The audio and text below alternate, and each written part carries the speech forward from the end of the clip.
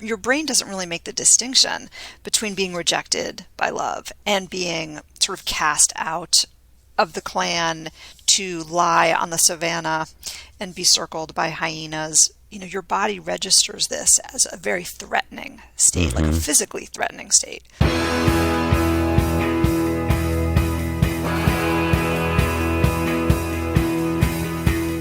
Welcome to The One You Feed. Thanks for joining us. Our guest on this episode is a repeat guest at The One You Feed podcast. It's Florence Williams, a journalist, author, and podcaster. She's a contributing editor at Outside Magazine and a freelance writer for The New York Times, Slate, Mother Jones, National Geographic, and many, many others. Today, Florence and Eric discuss her new book, Heartbreak, A Personal and Scientific Journey. Hi, Florence. Welcome to the show. Hi, Eric. So great to be here. Thank you. Yeah, it's wonderful to have you back on. We had you on, I don't know the date. It's been years at this point. We talked about your last book, which was all about nature. Your current book is called Heartbreak, A Personal and Scientific Journey. And you're just such a great writer. It's such a well-written and beautiful book. Thank you. So we're going to talk about that. But before we do, let's start like we always do with a parable. There's a grandparent who's talking with their grandchild, and they say, in life, there are two wolves inside of us that are always at battle. One is a good wolf, which represents things like kindness and bravery and love. And the other is a bad wolf, which represents things like greed and hatred and fear. And the grandchild stops and thinks about it for a second and looks up at their grandparent and says, well, which one wins? And the grandparent says, the one you feed. So I'd like to start off by asking you what that parable means to you in your life and in the work that you do. I've thought so much through this project about the power of negative emotions. So I had never experienced heartbreak before, and when it happened, it so knocked me off my socks, changed the way my body felt, changed my health, changed the way my cells were functioning. And that's what really drove me to write this book. So, I had to confront, why is it that uncomfortable emotions are so difficult to deal with? Why do we avoid them? And so the one you feed, you have to make a choice sort of on a daily basis. Like, how are those negative emotions going to play you, and how are you going to play them? And I think it really became a driving kind of pursuit while writing this book. I love that. How are you going to play the emotions, or the emotions going to play you? I really like that take, because it doesn't say anything about that you have to get rid of the emotion, right? Which, Right. It's not a repression. It's a relationship. It's how are you relating to and working skillfully with these difficult things.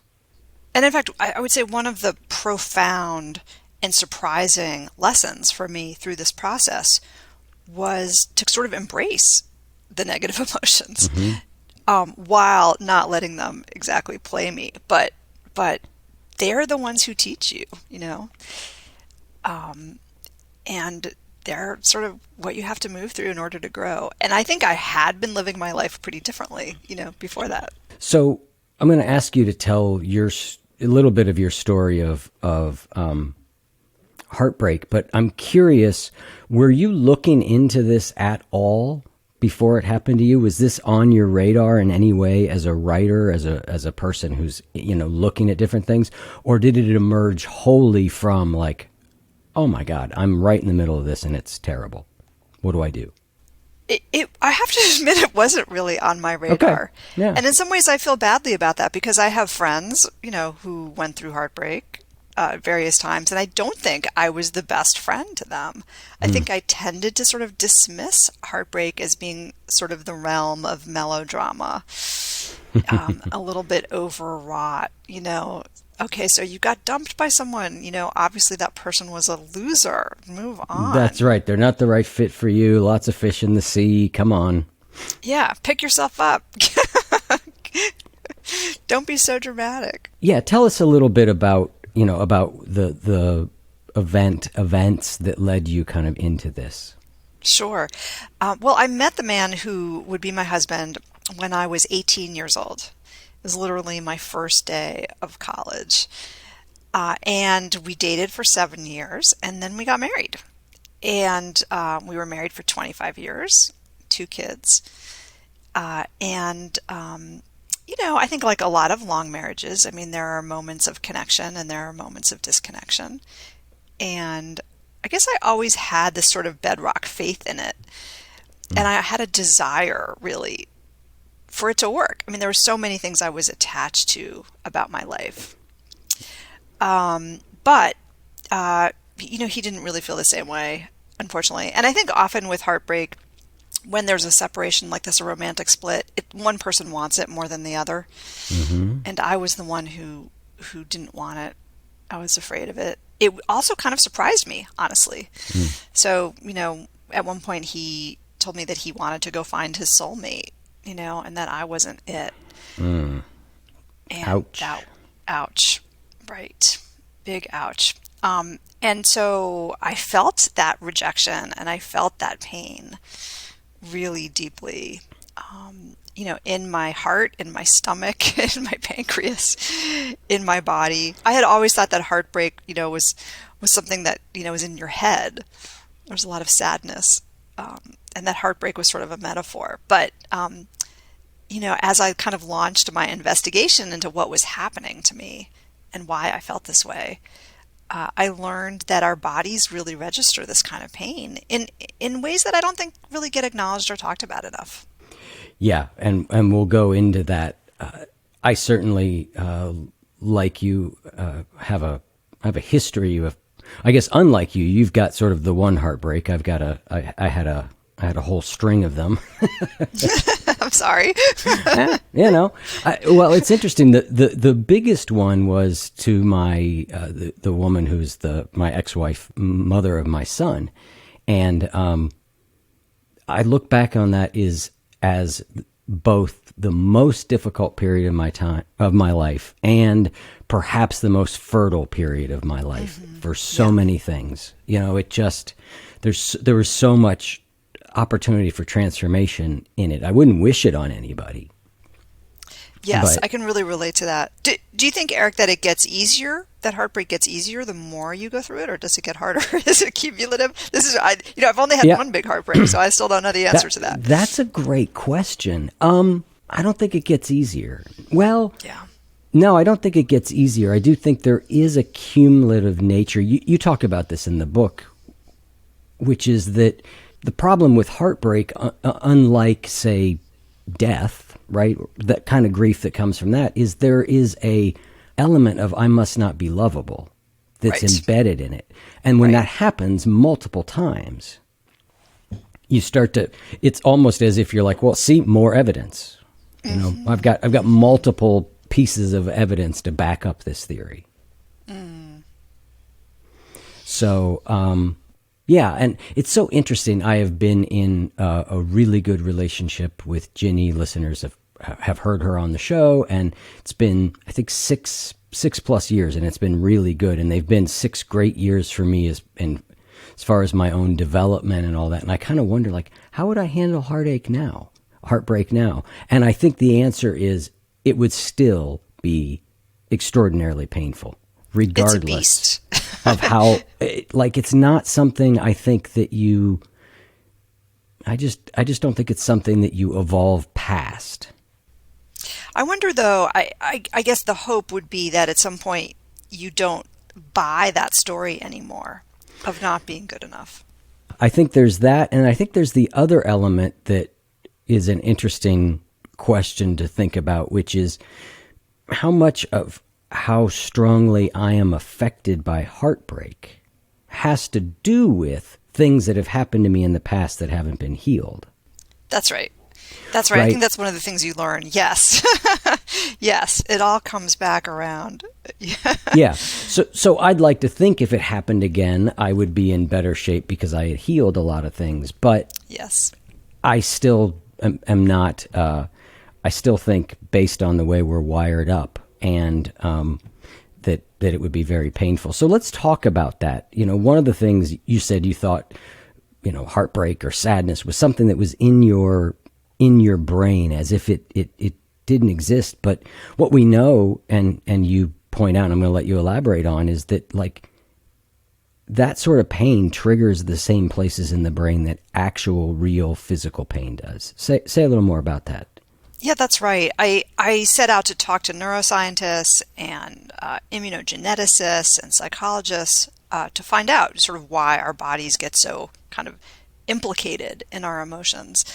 And one of the things I learned, there's been so much research on people who fall in love and the neurotransmitters associated with falling in love. I think it's kind of probably a fun research area. Your subjects are all happy, Your subjects are happy. It's all sunny. But I spoke early on to Helen Fisher, who is a biological anthropologist, and she has scanned the brains of dumped people. And while they're looking at pictures, actually, of their sort of rejecting, departing beloved, and she found that the parts of the brain that get activated are really similar, not exactly similar, but basically the same, very similar to where we process physical pain. And also parts of the brain light up that are associated with craving and addiction. Yeah. Because just because someone stops loving you doesn't mean you stop loving them, and your body on some level kind of misses them and notes their absence and registers that absence. And you sort of want, you want that back. You want those brain chemicals back, if not the person itself.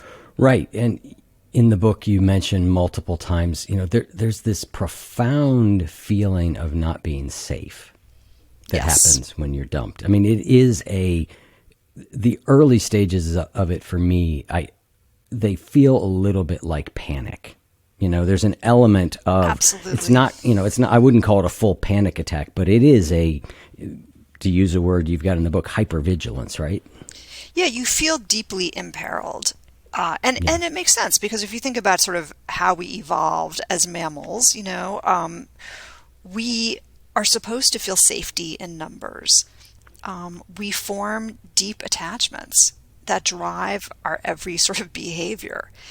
And when your primary attachment partner, takes off, you literally feel alone. You feel your brain doesn't really make the distinction between being rejected by love and being sort of cast out of the clan to lie on the savannah and be circled by hyenas. Your body registers this as a very threatening state, like a physically threatening state.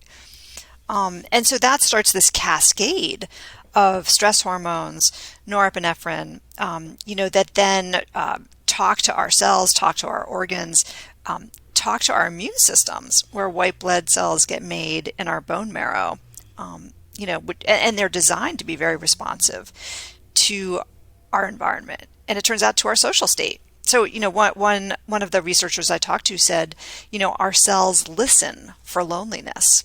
And when they detect it, boy, they really kick into high gear, because it's not a place where we are supposed to live for a long time. Right. So let's talk about some of the things that heartbreak / loneliness does to the body. Like, what are some of the ways that, we know how it feels? We can register the pain, but there are changes throughout the body that occur.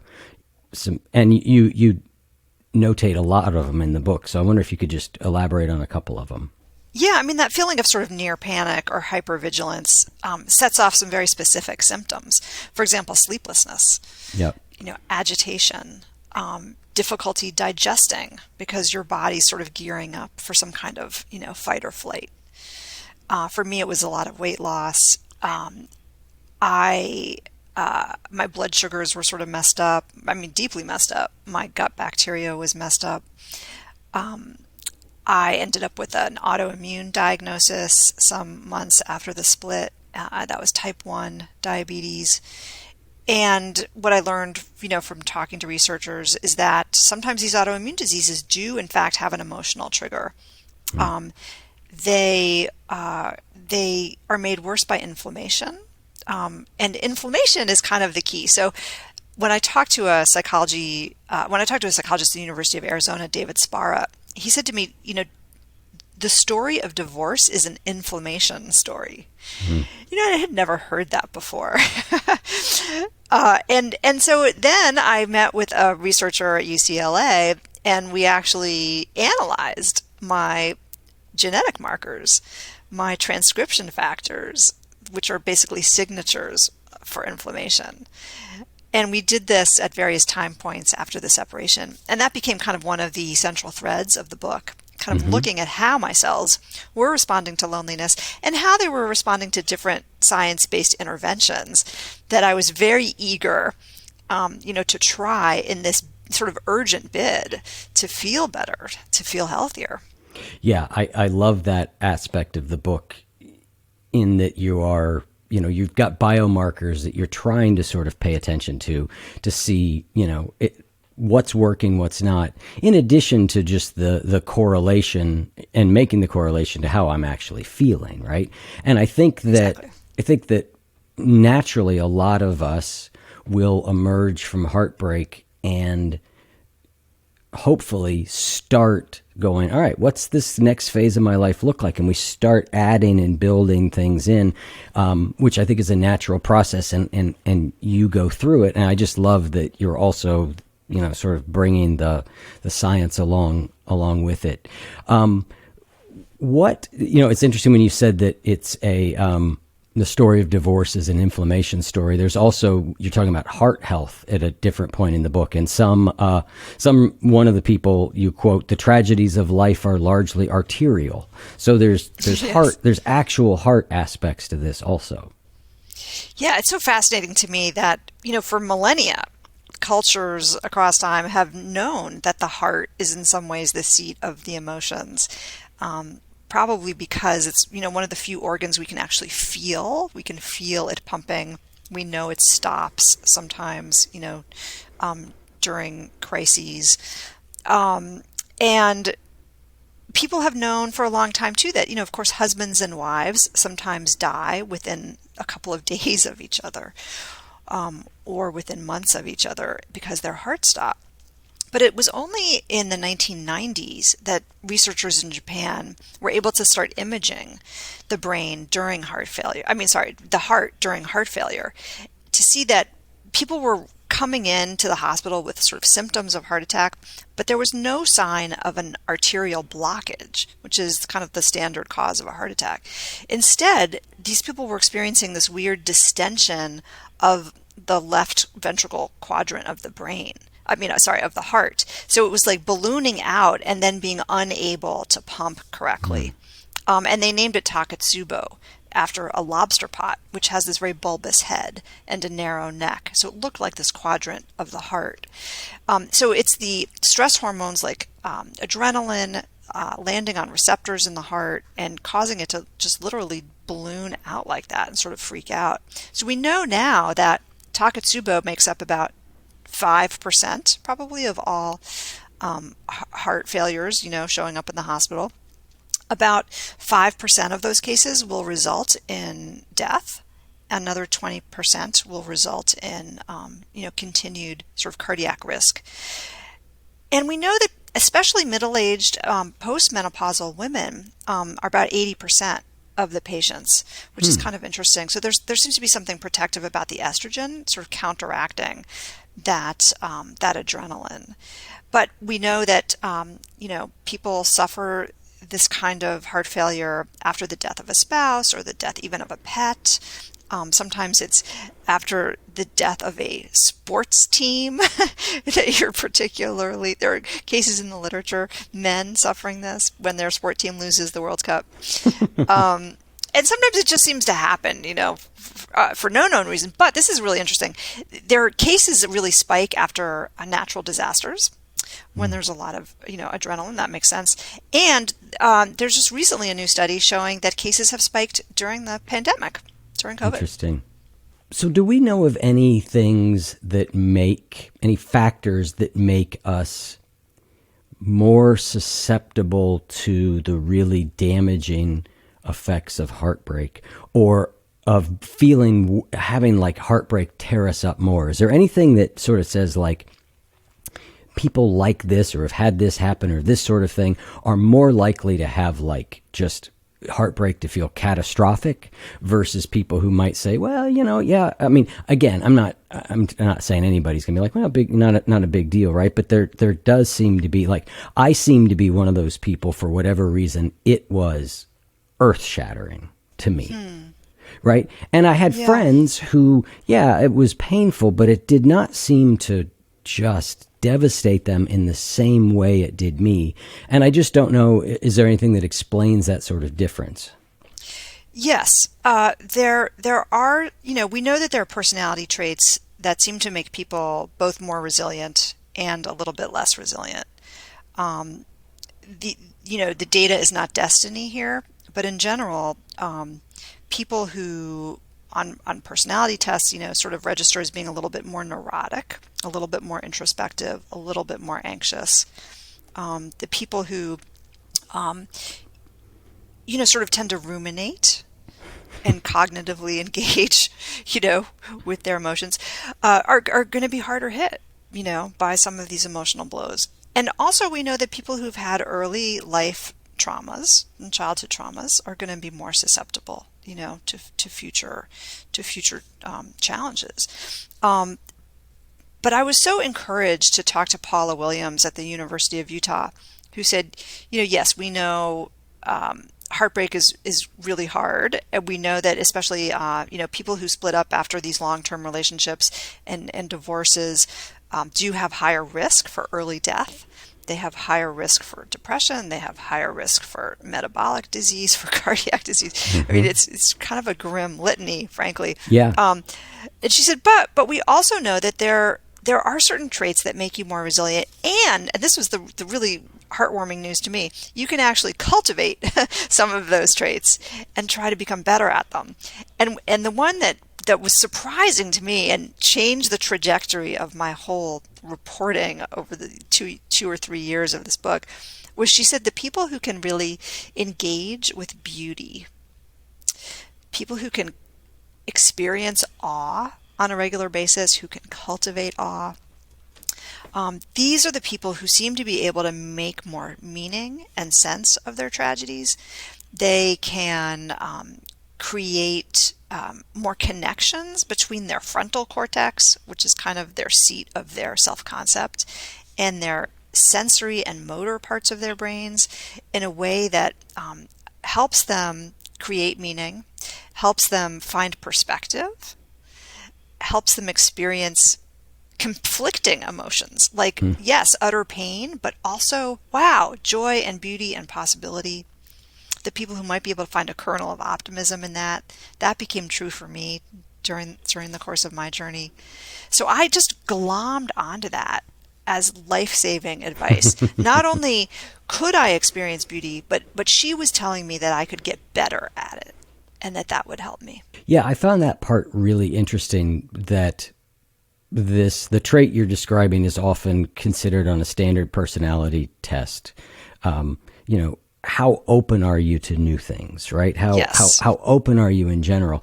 And there's a lot of people that say, where you land on that personality test is sort of where you are. Like these things don't move, right? They don't tend to move much. Yeah. So you're stating you're either introverted or you're not, Right. Yeah. And so, openness to new experience and the ability to find beauty, you're saying is trainable. What are some of the ways to do that? Well, she's a huge fan of starting early. So, for example, childhood art education. And it's just a tragedy really that we don't have more of this, in our schooling system in the United States. But this kind of, developing an appreciation for art and for beauty is a lifelong gift that's going to help you survive the blows of life. And so, wonderful if we could start that early. But with things like awe and beauty, it's sort of like a mindful practice. You can go out, around your block, and you can say, okay, I'm going to find some things that are beautiful on this walk around my block, and I'm going to look at this flower. So there's a way to sort of, and I love this, microdose awe that I learned about from a study that I participated in, where there's an acronym for awe, AWE, where the A is attention. So, on your walk or as you're going through life, or even inside your house, if you have a house plant or you have an incredible meal or you're looking at your baby, attend, right? Just pay attention to that. And of course, philosophers talk about this all the time, that attention is love and love is attention. Don't space out while you're looking at this beautiful blossom. And then the W is for wait. So stay with it. Stay with that attention. And the E is just exhale. So just say that, two breaths. That last one again. Exhale. Exhale. So you may be staying with this moment of beauty for a couple of breaths. It's like a 1-minute practice. And if you do it a couple times a day, there is some emerging data showing that it really does improve people's well-being. It improves their moods. It improves their feeling of purpose in their lives. It gives them some perspective. We know that the science of awe is it's so interesting. It also relatively new field of study. But in the presence of something beautiful, we are kind of naturally pulled out of our own thoughts. Our rumination sort of stops dead for a minute when the moon comes up, or when we notice, the owl in front of us on the path, or whatever it is. And I've had that experience where I've been just, so lost in some kind of conversation that I'm thinking about that I had. And then this owl jumped out in front of me on the trail. And it was like, whoa, I completely stopped thinking about what I was thinking about. I felt, the presence of something beyond myself, right? Yes. And that in itself is an incredibly helpful, just feeling of connection and perspective. Yeah. I love that acronym usage, and I love the idea of the wait and the exhale. Reminds me of Rick Hansen, who talks about a practice, taking in the good, which is pretty much the same thing, right? If you're having a good experience, stay with it a little bit, Savor it, right? Savor it, give it a little more attention. There are other attentional exercises that I think can be very helpful in this regard too, which is things like, I often play with like seeing the edges of everything. What would be an example of that? Well, if I'm looking out my window right now, I tend to just sort of, I've looked out this window 10,000 times, right? and what we know, about the brain's sort of predictive nature, right, is that there are some people believe that I'm not even really registering what's out there at some level, right? My brain is sending down a prediction of what it expects to see. My senses are sending up what they do see, and if they match, I never have to process it. So something like looking at the edges would just be like, let me look at the edge of everything I see. Where are the edges of that building? Where are the edges of that tree? It just causes me to have to actually look. That's interesting. Right? Or, you could do this with color. Let me see all the green that's out there. It's a way for me of actually looking. Instead of, it pulls you into some kind of process that's not about your head. That's right. Your thought. That's right. Yeah. Now, the thing that you're talking about, though, is the element that goes a little bit beyond that, which is how do you then go from that sort of mechanical thing into a little bit more of a state of almost appreciation, right? But as they say, I think Mary Oliver said it best, right? That, attention is the beginning of devotion, right? So there you go. Yep. So how do we devote ourselves to something? We pay attention to it. And I think, my Zen training talks so much about this, about just the ordinary thing. If you give it enough attention, it will come alive. And I think you do get better at it. Yes. The more you do it. For example, during the pandemic, one of my little rituals when we all felt so housebound and isolated, and I would walk every night to go look at the sunset. And it just became, this automatic part of my day. It's like, oh, time for the sunset. I'm I'm gonna run down the street and go look at the sunset. And it's when you do that, it's impossible not to sort of drink it in, like this bomb. It just you become better at doing it, I think. So you found over that time that you began to develop the skill of appreciating the sunset more.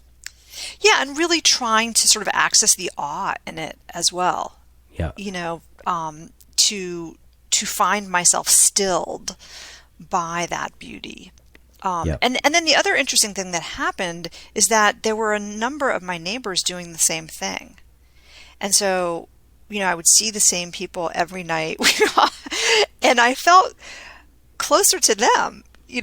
I didn't know them, but pretty soon I did, and we would say hello. And so it became not just this personal awe experience, but it became a collective awe experience, which was incredibly comforting and, a really nice antidote to loneliness. If you can experience that kind of unselfing in the presence of other people, it sort of amplifies it, I think. So it sounds like you had a location that multiple people agreed was an optimal place to watch a sunset from. Is that accurate? Yeah, so I live in Washington, D.C., and I'm about, 5 blocks or so from the bluffs overlooking the Potomac River. So it's one of the few places where you actually can get a little bit of a vista. Got it. And it looks west, and there's the sunset. Wow. I mean, it just, some nights it was lame, but usually it was pretty great. Yeah, yeah. So let's move into now. We've talked about the what heartbreak is, how difficult it is for us, the things it does to us. Let's talk about where did you start to turn for healing? I don't think we're going to get through all of it, but maybe highlight a few key places.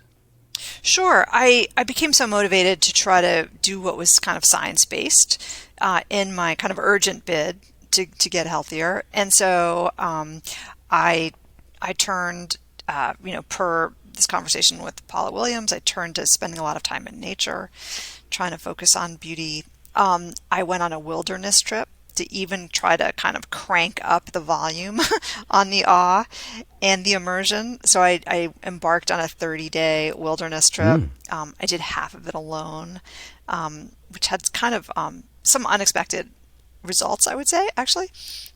It was good in some ways. It was not as helpful in other ways. I did some EMDR therapy, which is supposed to be good for emotional trauma, and there's some interesting emerging research about that.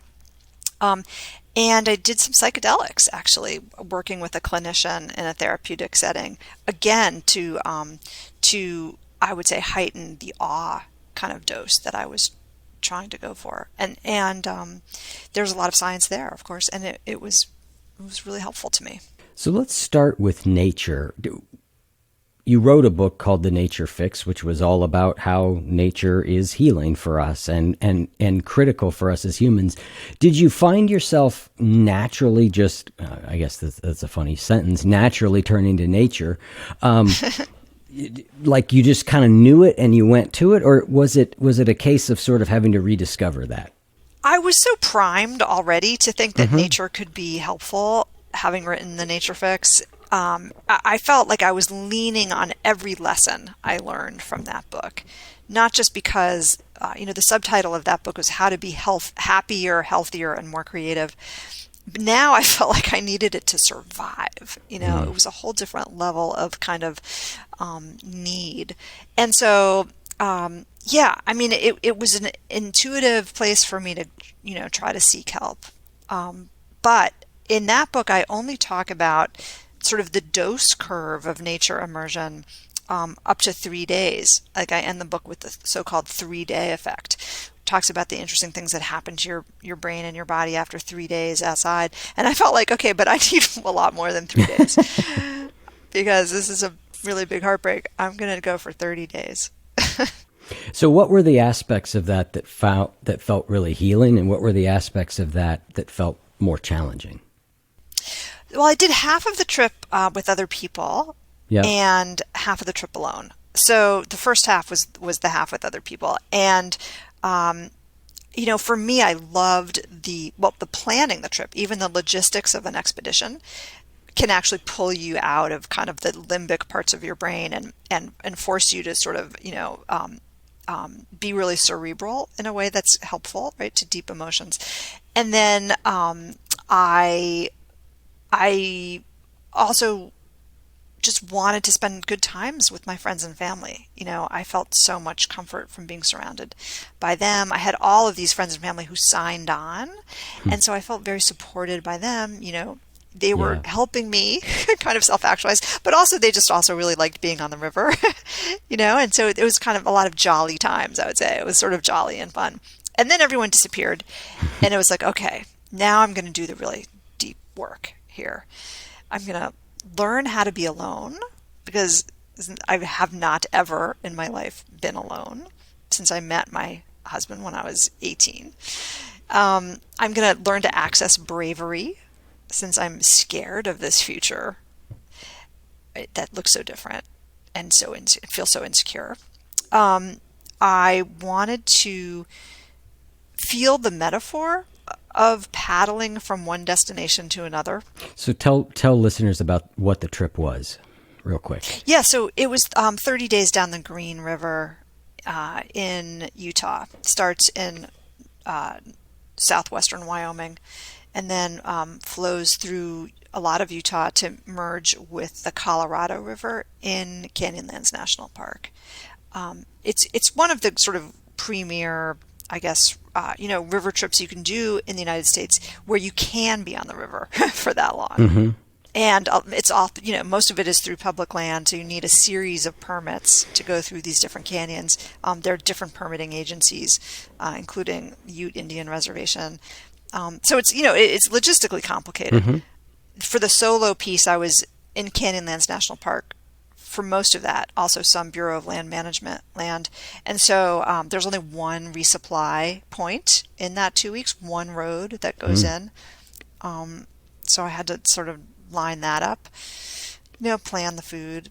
And I felt like I just needed to mark this passage in my life, by doing something kind of grand and something that would carry me, through this passage into what I thought would be kind of a better story of myself as literally the pilot of my own boat. Mm-hmm.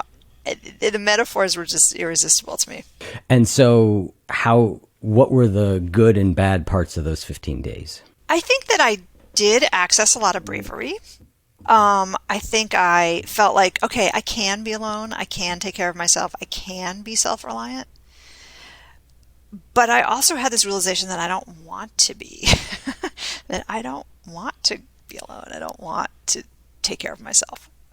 I learned that, and especially through the absence of having other people around me, that the value of having other people around you is to help you not feel so bad about yourself. That if you tend to go down these dark rabbit holes, it's the company of people you love who help pull you out of that.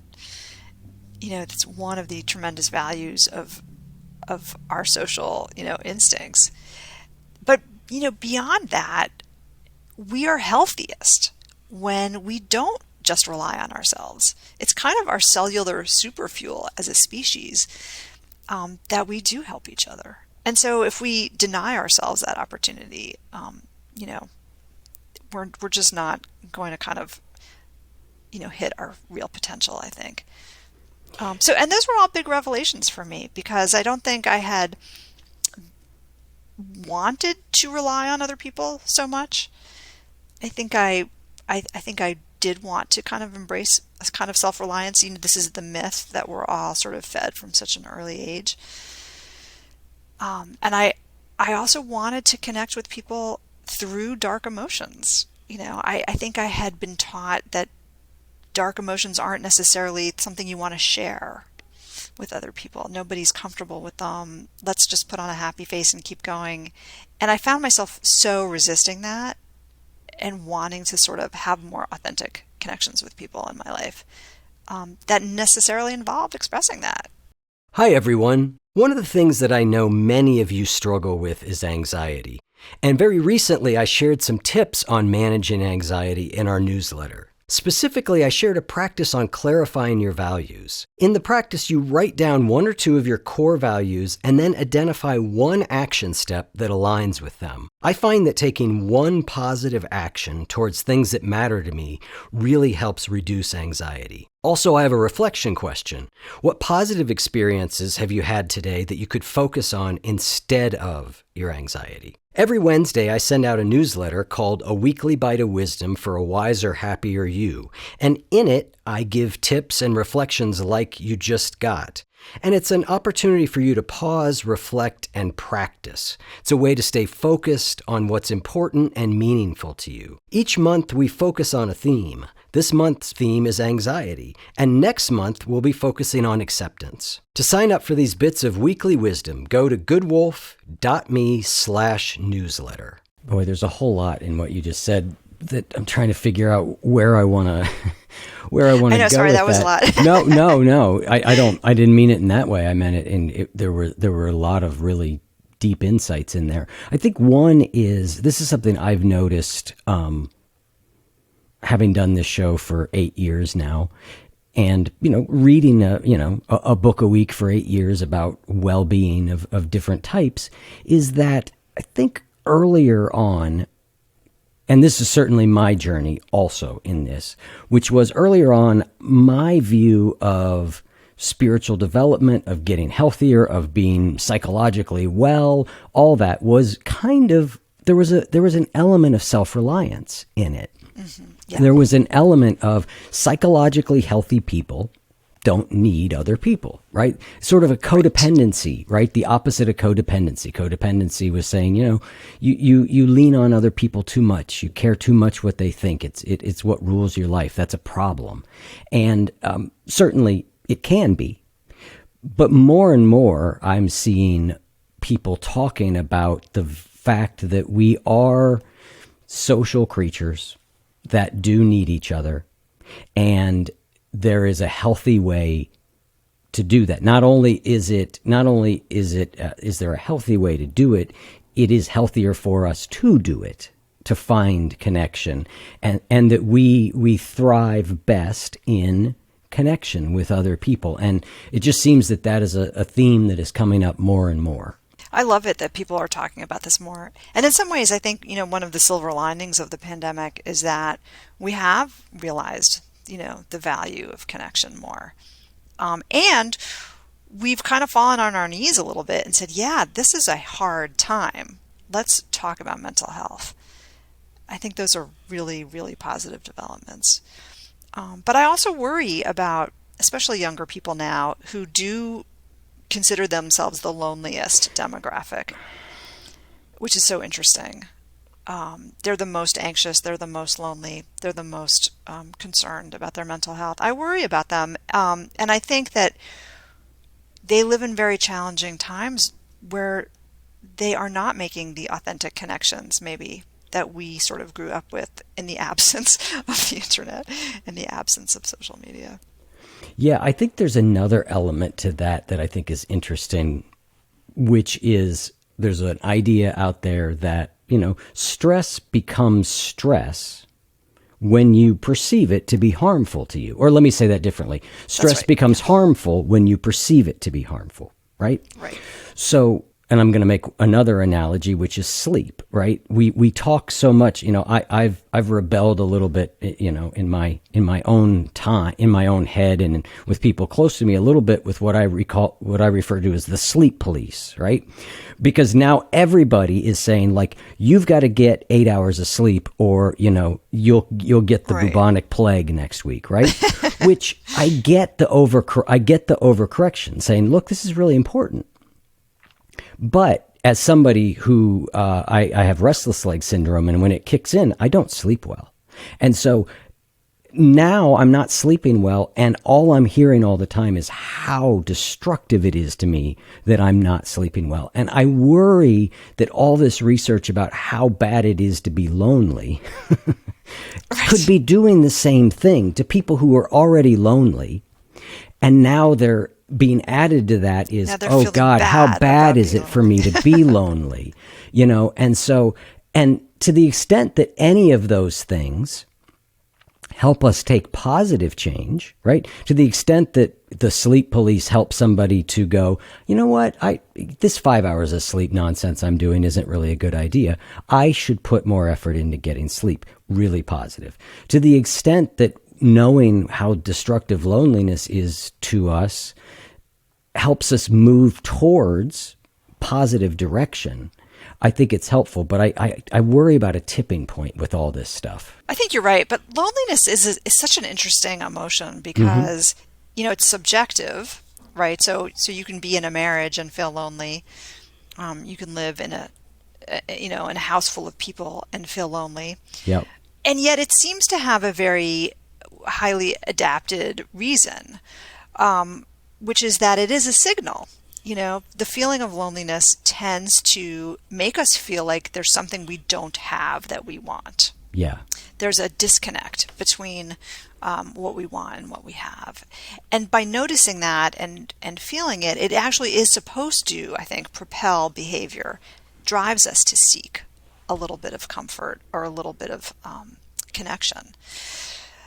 The irony, though, is that if you feel lonely for too long, it kind of does the opposite. It makes it harder for you to have connection because you're more suspicious of other people. You maybe feel worse about yourself. So it's one of these emotions, sort of like heartbreak, that I think exists for a reason, but it can also kind of morph into something more destructive if it lasts for too long. That's a really great point about that sort of.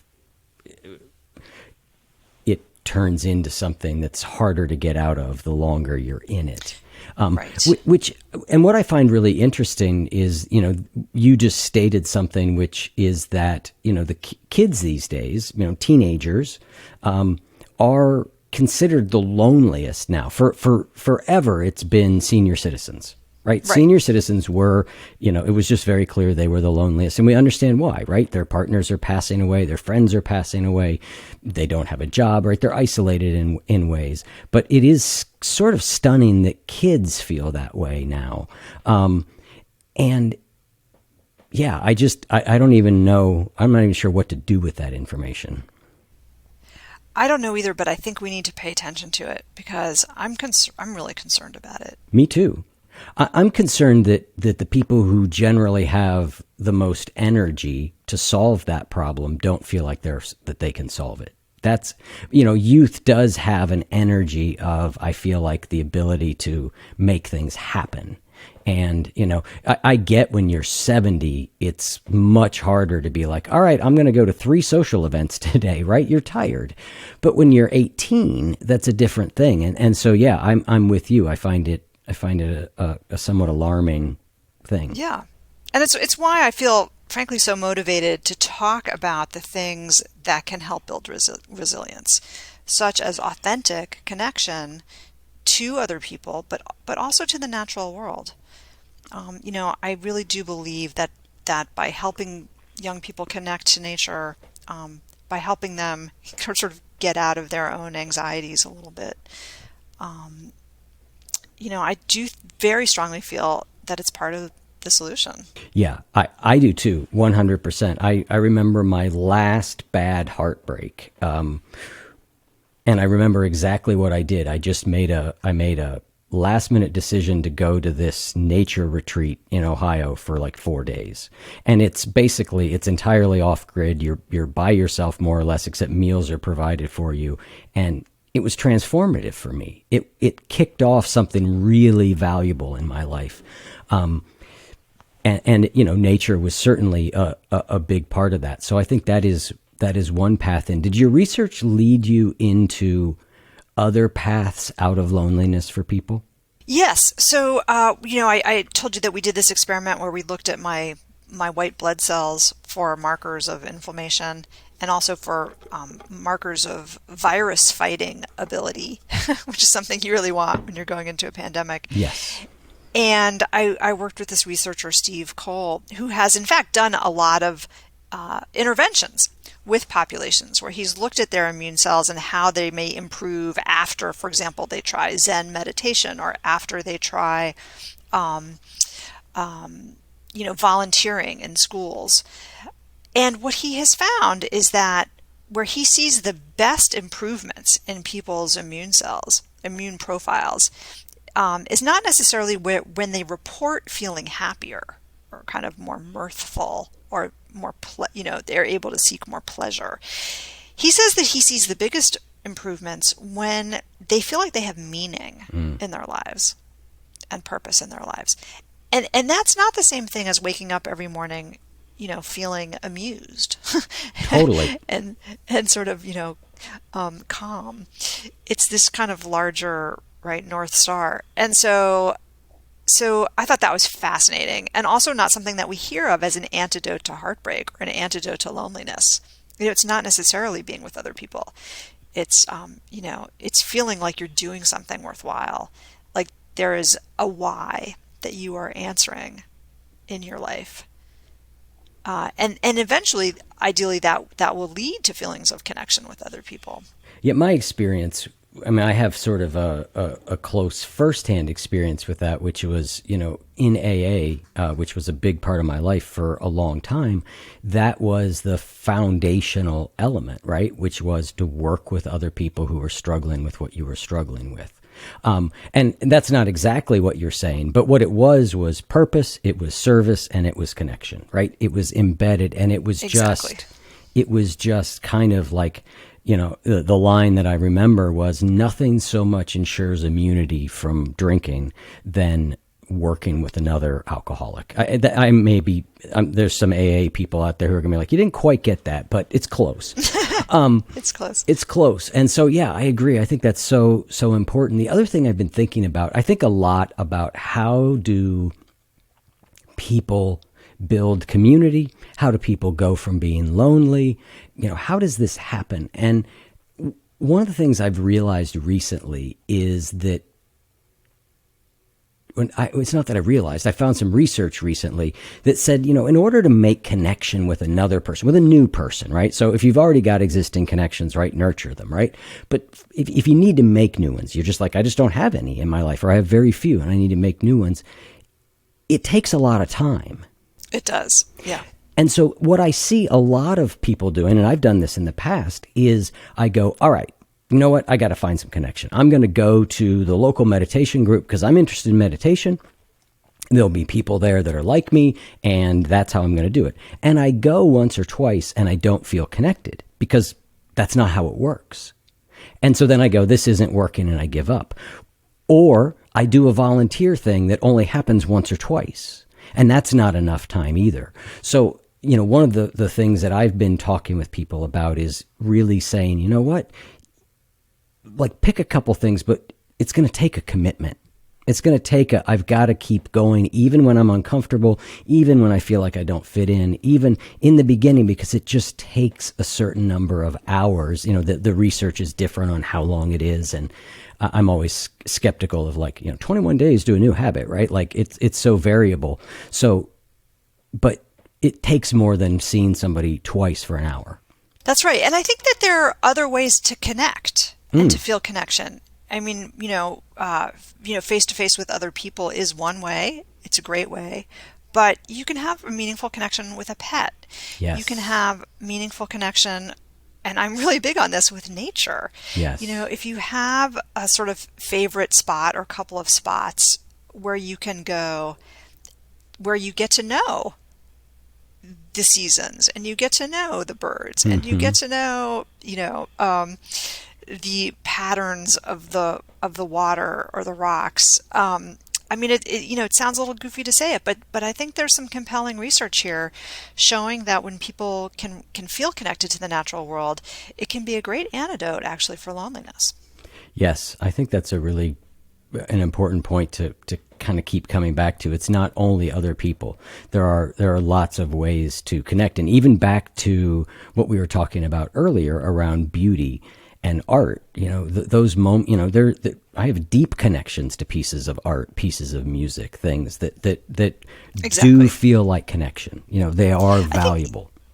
And so I guess like the great trifecta, to sort of sum it up, the great trifecta of kind of heartbreak antidote or loneliness antidote seems to be this sort of beauty plus connection plus purpose. And I think it's very hard to rely too much on one of those over the other. It seems to be, in combination, seems to be sort of a pathway into ultimately feeling a sense of belonging, feeling like the things that you do matter, and ultimately, of course, increasing your capacity for love, which is really what it's all about. Well, I can't think of a more beautiful place to just kind of wrap up. That was a great summary there. Beauty, purpose, and connection. I want to take a second and let you share a little bit about, there's an audio version of your book, which I think is really exciting because one of the things that's so great about so many of these books like yours is you talk to so many interesting people, and we get you sort of giving us that in the writing. But I think in the audiobook you've done, we can actually hear these people, right? Yeah, thanks so much for asking about that. I'm really proud of this audiobook that we made. That's very unusual. As I went around reporting the research for this book, I had my tape recorder and I taped everyone I talked to. I also taped myself in an audio journal. I taped my friends. I taped my therapist. And so when we made the audiobook, we decided to actually pull that tape into the book. So it's not just me reading the text, it's actually these real conversations layered in, as well as it's really beautiful music and sound design. And so it feels like a very immersive, I think, audio experience. And I hope people will check it out. And it sounds like a lovely companion for being heartbroken. I hope so. I really wanted the book to be hopeful. Yes. Because I think that heartbreak is, yes. As difficult as it is a path to transformation. And how lucky, that we can get that. 100%.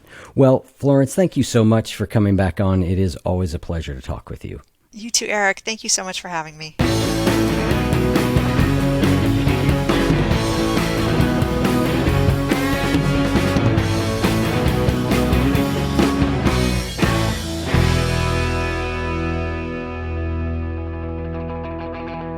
If what you just heard was helpful to you, please consider making a monthly donation to support the One You Feed podcast. When you join our membership community with this monthly pledge, you get lots of exclusive members-only benefits. It's our way of saying thank you for your support. Now, we are so grateful for the members of our community. We wouldn't be able to do what we do without their support, and we don't take a single dollar for granted. To learn more, make a donation at any level, and become a member of the One You Feed community, go to oneyoufeed.net/join. The One You Feed podcast would like to sincerely thank our sponsors for supporting the show.